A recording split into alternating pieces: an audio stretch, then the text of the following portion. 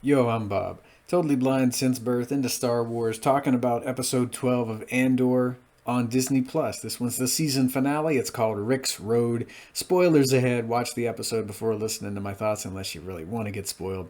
That being said, jumping right in. And you were warned. This one had quite a bit of action in it. I love the suspense and the tension mounting before we got to the action bit at the Rick's Road riot. So I think I've seen this one about 8 times since it first aired the day before Thanksgiving, if I remember correctly. A lot has happened since Thanksgiving.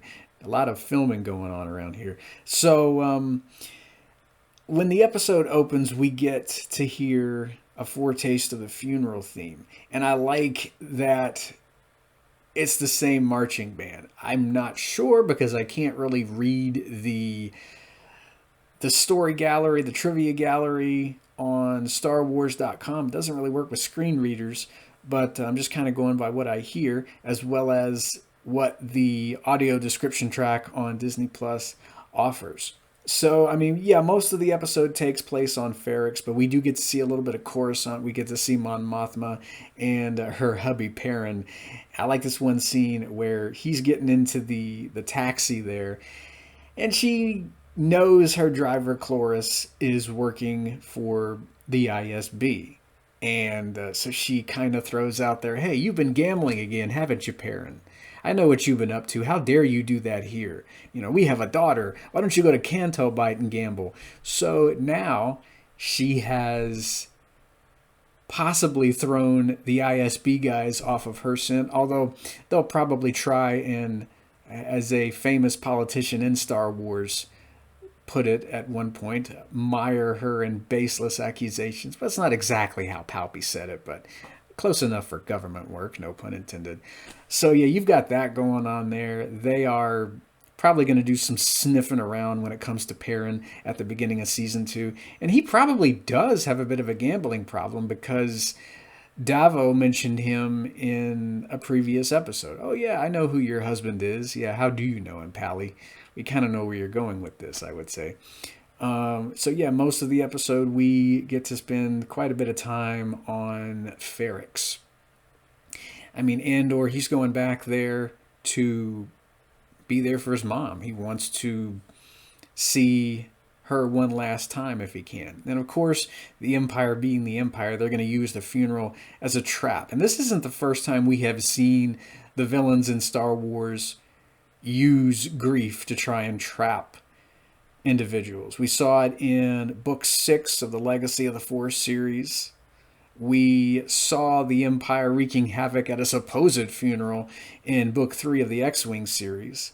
But I really like it when the bad guys do loathsome things. You really want to hate the Empire. And it's just like them to use this guy's grief against his mom to nab him. But when Andor gets there, of course, he realizes that Bix has been captured. And he decides to man up, of course, and he's going to go rescue her. He got her into this mess, or, you know, he realizes he had a part to play getting her into this mess. And he's going to go get her out of there. I would imagine at some point she probably would have wound up in prison, but maybe the consequences wouldn't have been so severe if he hadn't have run from Ferrix. So he's back trying to clean up the mess as best he can. And I love Andor in this episode. I like seeing Cyril and what's that guy's name? Linus, because they're going to Ferrix as well. They're trying to catch Andor. Of course, Cyril wants to be there for his sweetie. He's doing the creepy stalker thing. And so you've got those guys showing up. We just get a lot of mounting tension before that riot. Of course, we get to see Nurchi, and he's doing the spy thing. He's working for the Empire as well. He just wants that nice paycheck. He wants to get off world, and he's selling people out as we see as the episode starts. I think my favorite part of the episode is when the funeral starts. We get to see the marching band. We get to see the Daughters of Ferrix coming out in full force. Of course, B2's back. We get to see a lot of the familiar faces that we've gotten to know throughout season one. They're all there for Marva, and at the same time, Andor he's trying to infiltrate the hotel. You've got Tigo, one of the characters I've grown to loathe quite a bit since his introduction. Ever since he was like, "Well, I want to wear a cape. Can I be called a prefect?" Yada yada yada. I really don't like that guy. So he's there. Of course, we get to see Pac. He's made I think it's supposed to be a pipe bomb. So he's brought that to the funeral, and I mean he is grieving as any son would because his father has been taken from him. His father was murdered. So he's going to try and exact his revenge. You've got all of this coinciding with Marva's funeral here. I'm trying to think if I've forgotten anything that I've liked leading up to the riot. Of course, we've got that rousing speech made by Marva, and I really love Fiona Shaw's performance here as she's delivering that speech. And right before the riot gets going, the first time I watched it, when she says, "Fight the Empire," right before Tigo comes in there and throws his cape over B2, I thought she said something else. I won't repeat it, or I won't repeat what I thought, because I'm trying to keep this channel as family friendly as I can, but you probably get the drift. Of course, she said, "Fight the Empire," though. And, I mean, you probably wouldn't drop the F-bomb in Star Wars, but I thought it was hilarious at first. I thought she might have said it for all of maybe 2 seconds, and I'm like, "Yeah, of course she said fight the Empire. Come on, Bob." So then you've got the citizens, after Marva's speech, they're all attacking stormtroopers. You've got stormtroopers firing into the crowd. You've got one of Andor's buddies there. He picks up Marva's brick and he knocks, I think it's Tigo. He actually knocks Tigo out. You've got death troopers joining in. You've got troopers firing from turrets. You've got snipers. All the while, Dedra has tried to let everybody know, you need to be bringing Andor in alive. We need to figure out who Axis is. Of course, Dedra's doing this to acquire power for herself. I was really hoping that Tigo would bite it in this episode, but I think he made it out okay.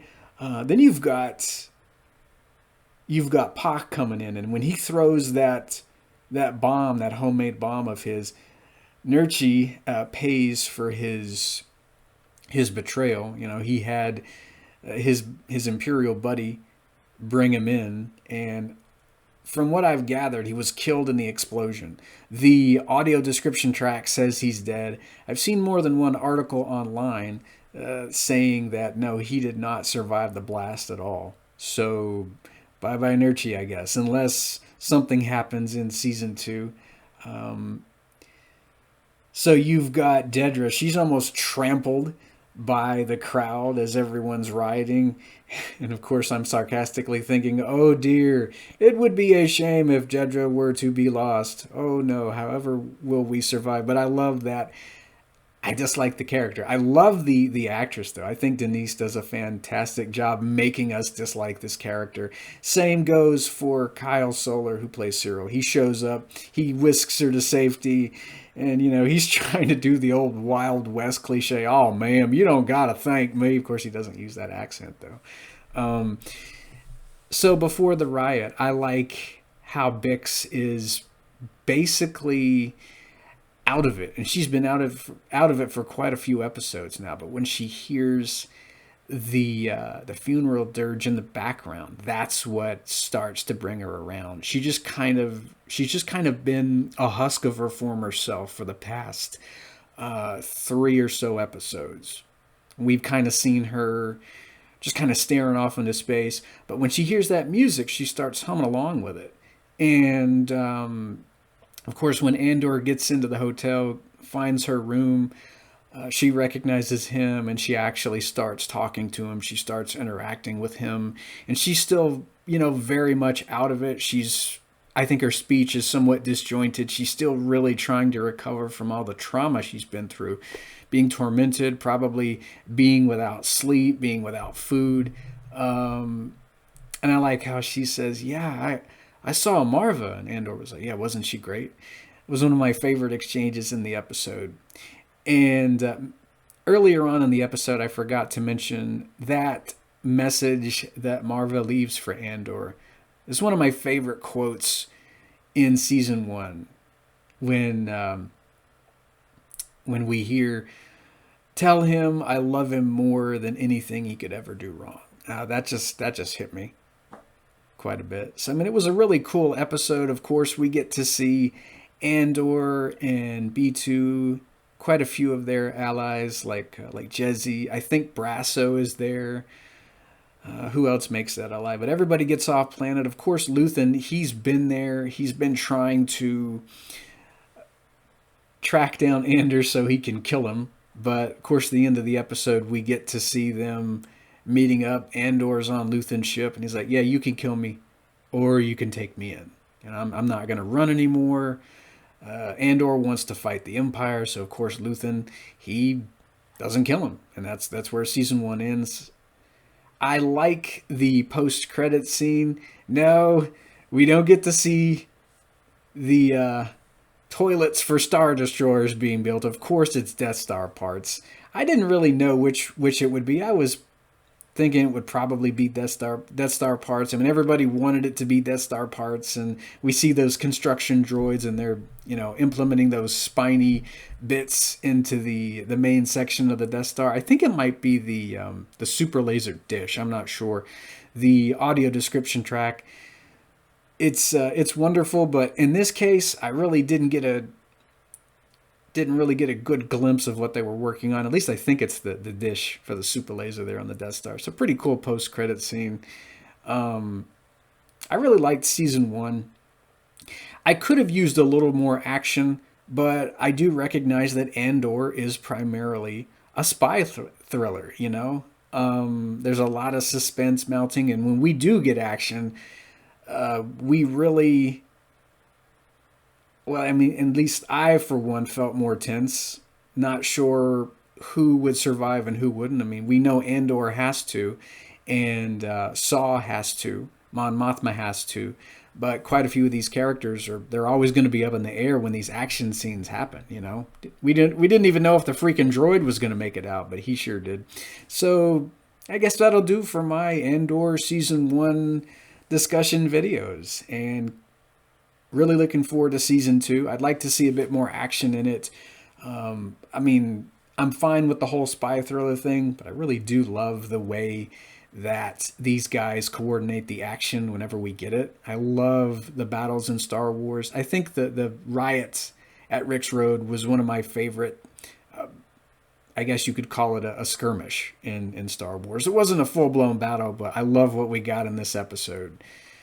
It was so raw and one of my favorites. Love Marva's speech, and I'm pretty sure I'm going to enjoy season two of Andor. Who knows what they're going to do with the second season? Look forward to seeing what they're going to do with Mon Mothma, because at the end of the episode, I almost forgot to mention, we see her, and she has done what she didn't want to do. She's got Galden there, and she's got his son there, and she's introducing him to lead us. So who knows what's going to happen there.